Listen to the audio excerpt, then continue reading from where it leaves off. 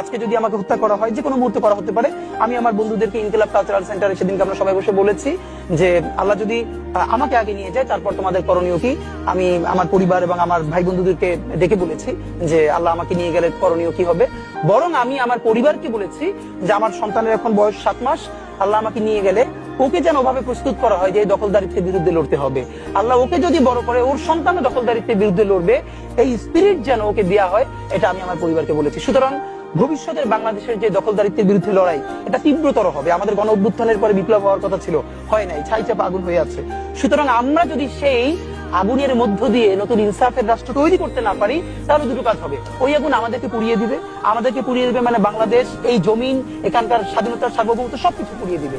সিপাহী বিপ্লবের পর আমাদেরকে যেরকম ধ্বংস করে ফেলা হয়েছিল, হয়তো সেই পরিণতি হবে।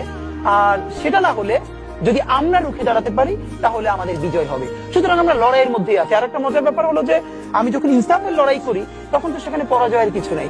আমি বেঁচে থাকলে আমি গাজী হিসেবে লড়বো, আমি মরে গেলে শহীদ হয়ে আল্লাহর কাছে চলে যাবো।